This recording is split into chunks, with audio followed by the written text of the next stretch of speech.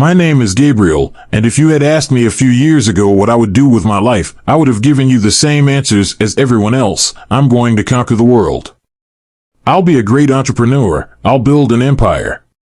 But if you had asked me what I was actually doing at the time, the answer would have been much simpler: nothing. I was stuck in a job that didn't fulfill me, living in a city that was swallowing me whole, with no clue how to take the next step. The truth is, before I started creating the product that would change my life, I didn't even know what I wanted. All I knew was that there was something inside me, something pushing me, something that made me wake up every morning with the feeling that I was wasting my potential. Every fiber of my being told me I needed to break out of that routine and do something for myself, but the fear of failure was a weight that wouldn't let me move forward. It was during one of those moments of reflection, sitting in my small, dull apartment, staring out the window at the city lights, that the idea came to me. It wasn't a great inspiration or a moment of genius. It was more like a feeling, an impulse I couldn't explain, but it was the only thing that made sense. The idea was simple: to create an online platform that directly connected small local producers with consumers, cutting out the middleman, making it easier to access fresh, high-quality, artisanal products. Something that, in theory, seemed too simple to be revolutionary, but I felt it had enormous potential.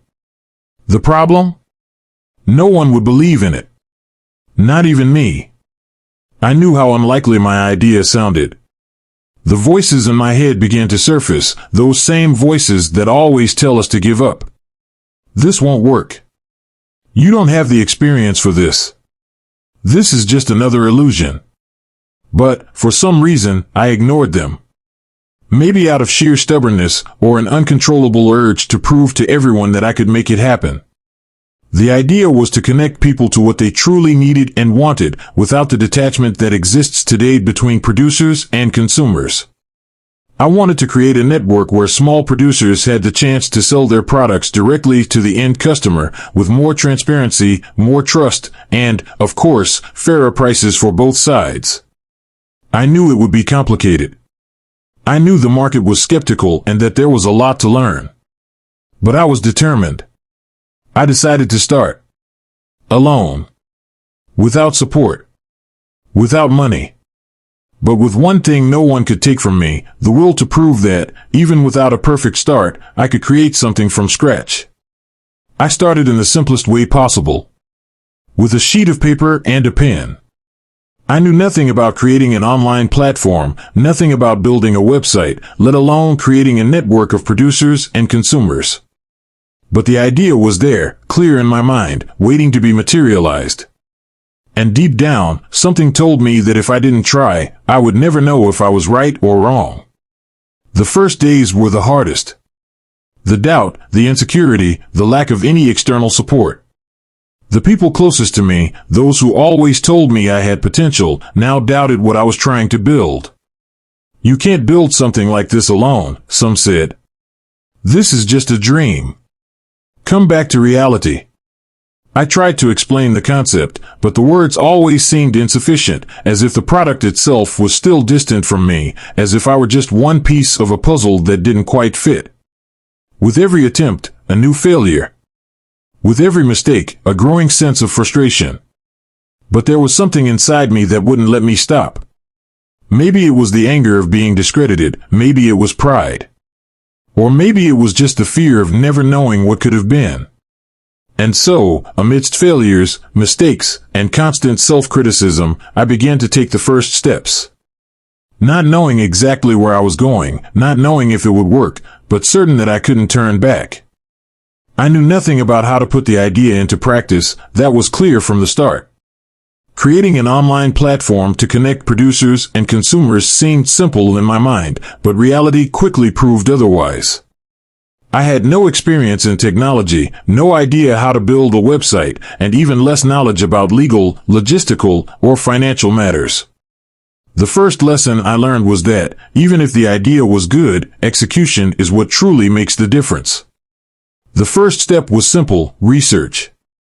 I started to understand how existing platforms worked, how major marketplaces operated, what made them successful, and, more importantly, what led them to fail.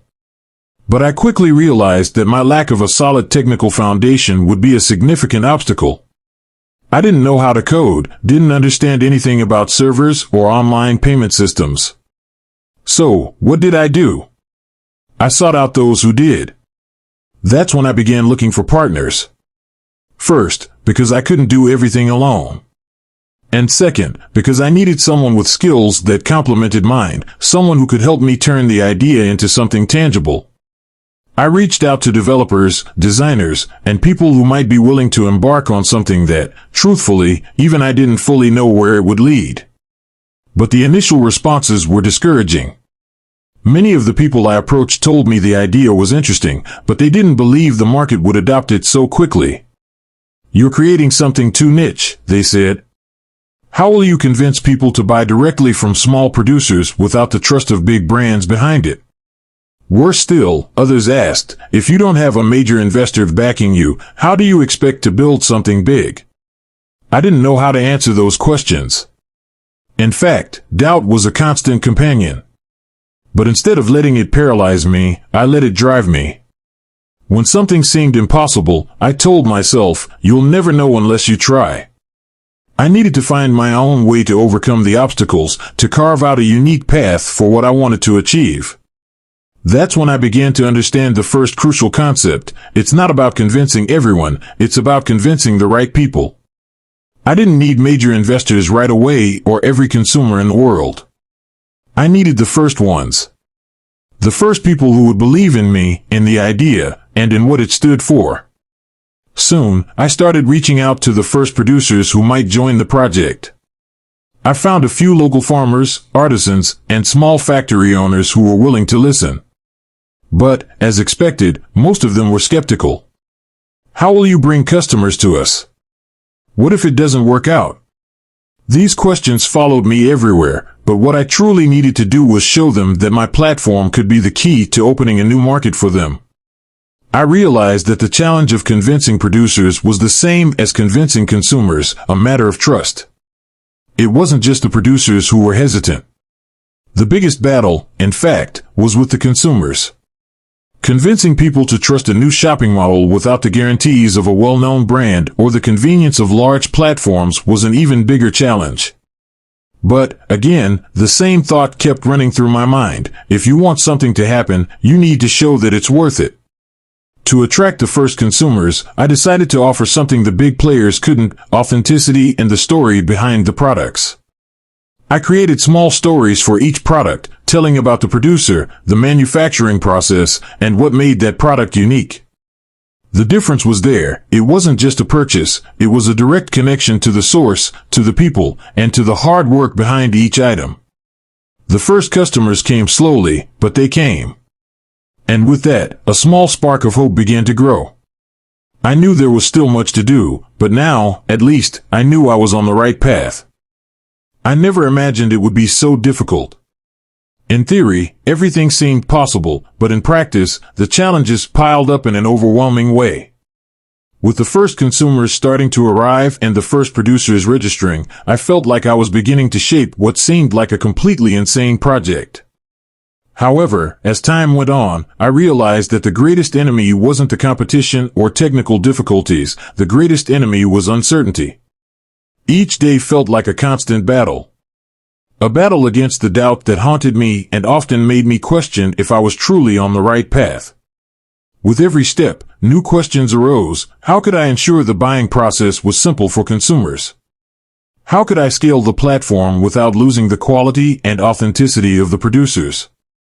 How could I avoid letting my own inexperience ruin everything? But the biggest hurdle came from unforeseen failures. The website, which had previously seemed functional, started showing errors.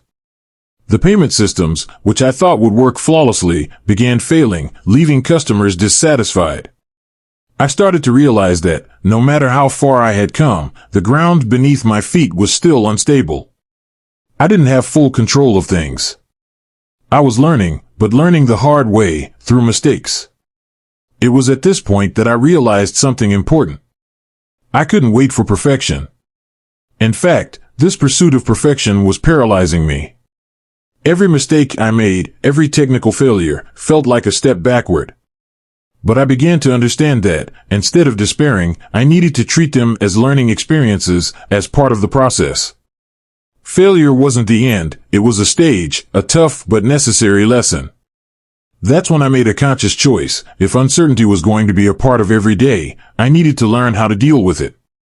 There was no way to avoid the anxiety or fear of failure, but I could control them and use them to my advantage. Instead of running away from difficulties, I began to face them as opportunities to grow. Every new mistake was a chance to improve what already existed. Even as I started adapting, financial pressure began to mount. I had already invested almost everything I had and still wasn't generating enough profit to cover the costs, let alone reinvest in the business and continue expanding. I was running out of options. The skepticism that used to come from others now came from within myself. And when you start doubting yourself, the weight of responsibility becomes unbearable. It was at that moment that I considered giving up. For a brief moment, I found myself on the edge of an abyss, feeling like everything was falling apart. I thought about the weeks of tireless work, the people who had trusted me, and everything I had invested emotionally and financially. I had put everything on the line, and reality was hitting me hard. But, like a survival instinct, something pushed me to keep going. I couldn't stop now. I had taken the first step, and no matter how hard it was, I couldn't turn back. I remembered something an impromptu mentor once told me when I was just starting: when everything seems lost, that's when the real journey begins. The solution came from the last place I expected. After weeks of failed attempts to convince investors to bet on my idea, I decided to try something different, connecting directly with my audience. I knew that if consumers were buying from me, it was because they believed in the idea. If I could engage people more directly, perhaps it would create a network of support and loyalty. That's when I decided to launch a crowdfunding campaign. I didn't know much about the process, but I knew that if people believed in my product, they could help me take the next step. Launching the campaign was a challenge because it involved exposing my vulnerability in a way I wasn't used to. I would have to ask for money from people I barely knew. But deep down, I knew this was my only chance to give my idea a shot at thriving. The campaign went live. Instead of a generic appeal, I chose to be transparent. I talked about the challenges, the mistakes, how far my vision was from perfect, but that with the support of people who believed in something greater, I could transform the product into something meaningful. I shared every detail of the journey, from the idea to execution, showing just how committed I was to making it work. Through this process, I learned a fundamental lesson: success doesn't come from numbers or formulas alone. It comes from the connections you make with people.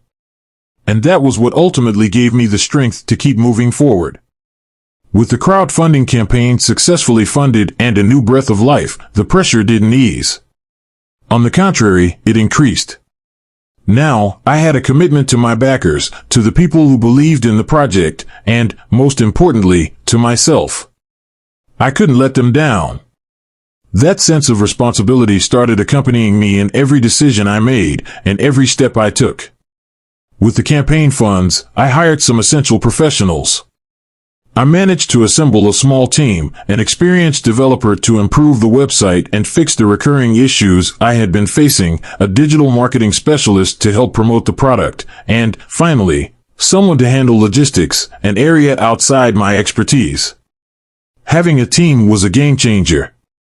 I was no longer alone, which brought significant relief, but it also made me realize the magnitude of the responsibility I carried.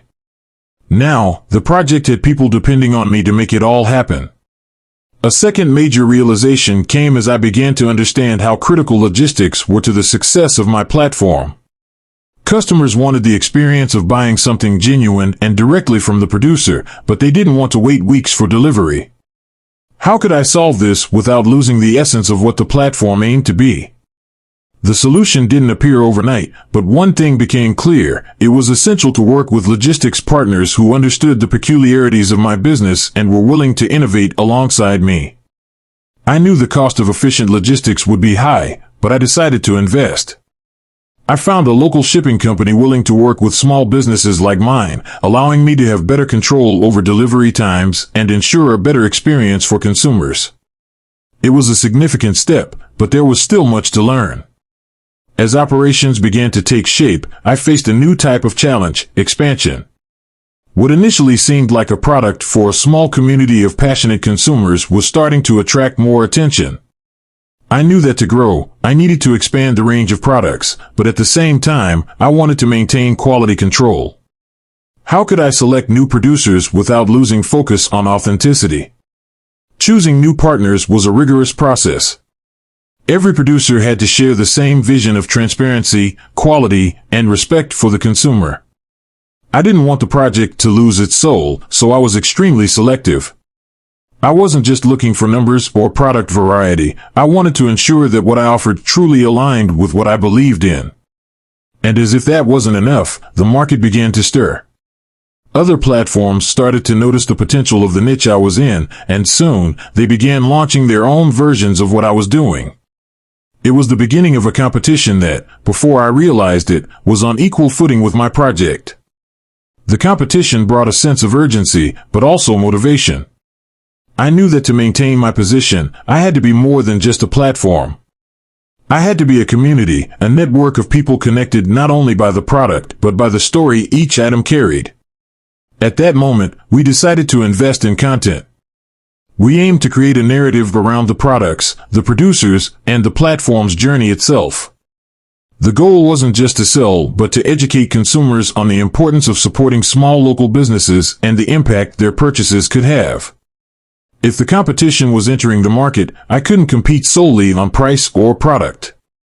I had to offer something deeper, an emotional connection to my brand. We began producing educational and inspiring content, videos, stories about producers, articles on the importance of consuming locally and sustainably. The response was incredible. Engagement on social media grew, consumers began identifying even more with the project, and producers became more willing to share their own stories, creating a collaborative network that strengthened over time. The platform is. With the project starting to gain traction and a loyal customer base, the moment I knew would be a turning point arrived: scaling. Growth began to accelerate, and with it came new challenges.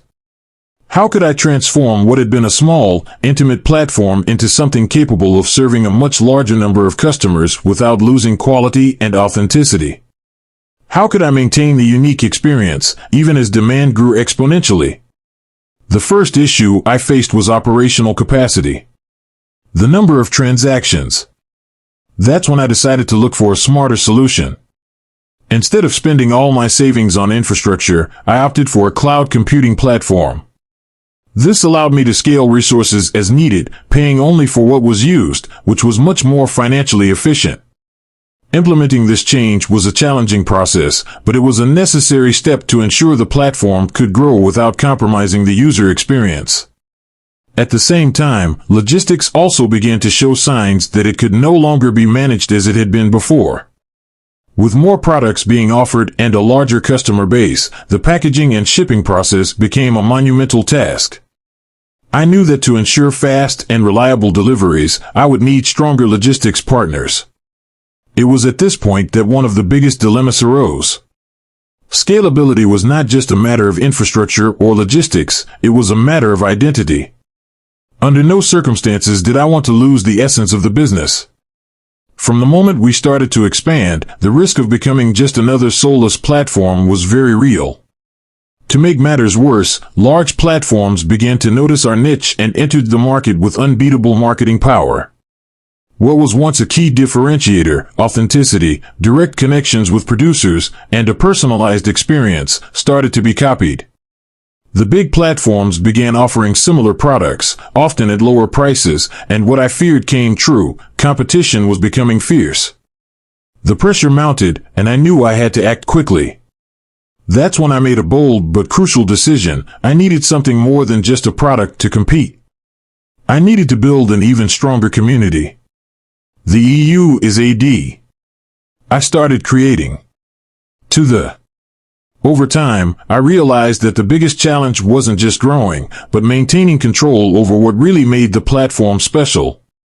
I didn't want scalability to destroy what we had built. I wanted every new customer, every new producer, and every new product to strengthen our identity.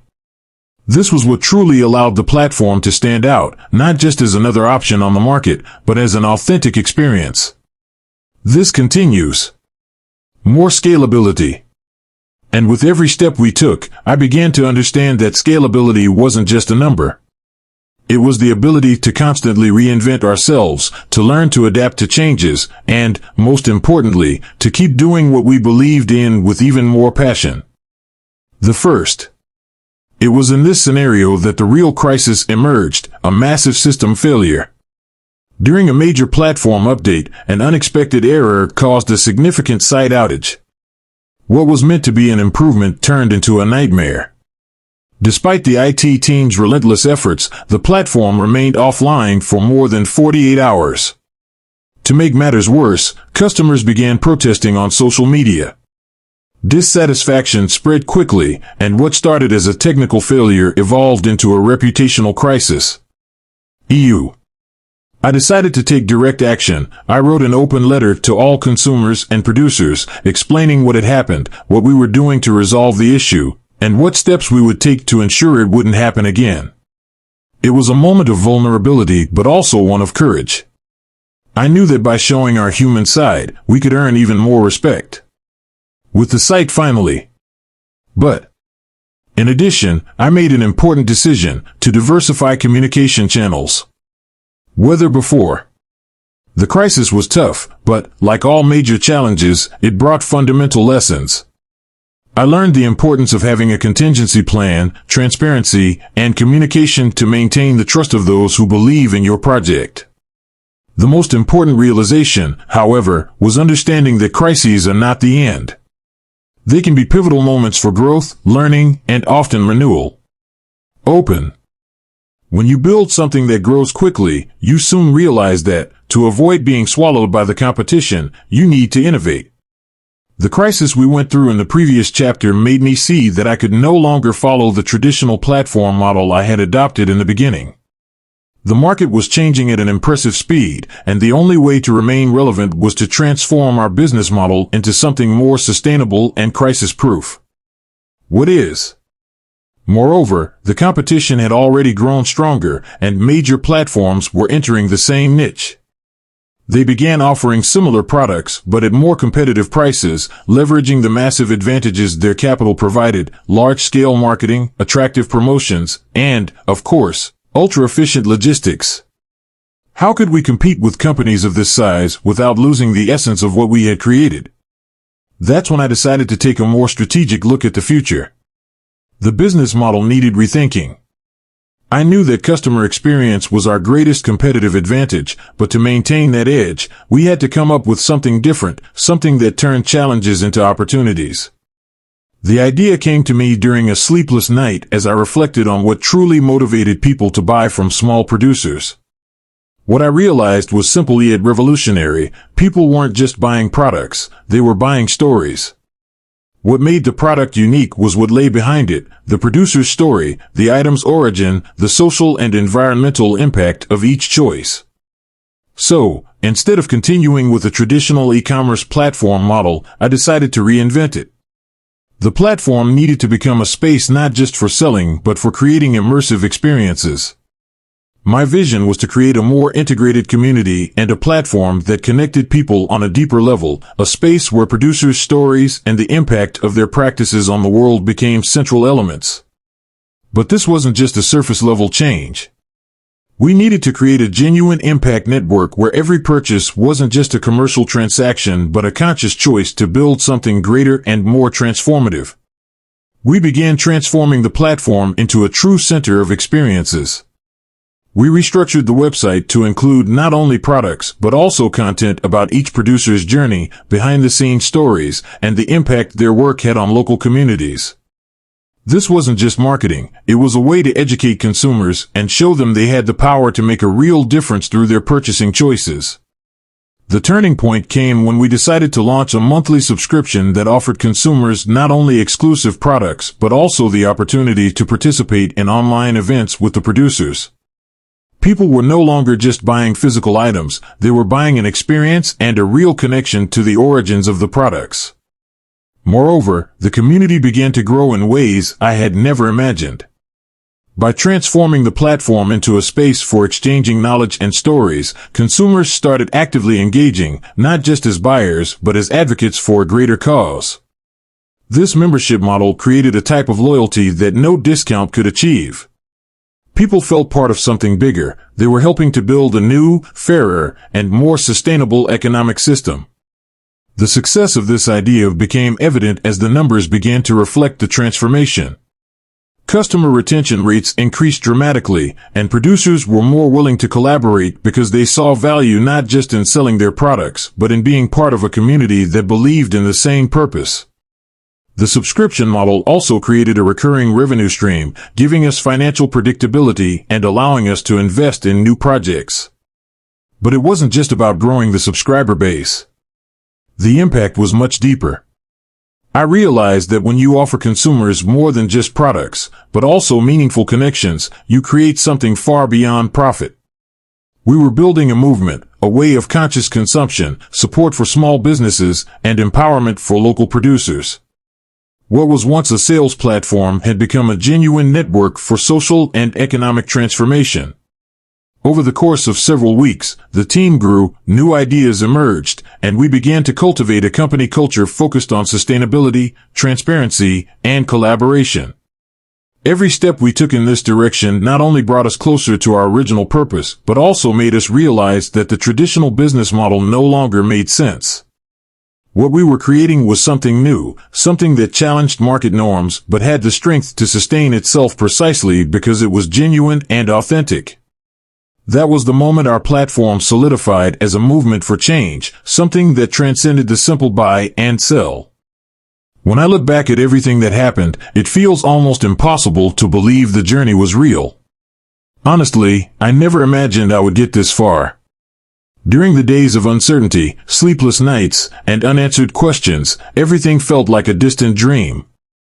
But at that moment, as I looked at where we were now, I knew something big was about to happen, something that, had it been planned, might never have unfolded the way it did. It all started at an event, a unique moment that felt simultaneously like a peak and the end of a phase. I was there, standing in front of hundreds of people, ready to tell our story, talk about the impact we had created, and share the promising future we envisioned. But something inside me said that this moment was more than just a presentation. I didn't want to be just another speaker sharing a success story. I wanted to offer something more, something unexpected. Something no one anticipated hearing from me on that stage. Faith Nguyen. UE. What surprised me most was what happened next. Instead of a modest movement, as I had imagined, what emerged was a large-scale collective effort, one that grew beyond all expectations.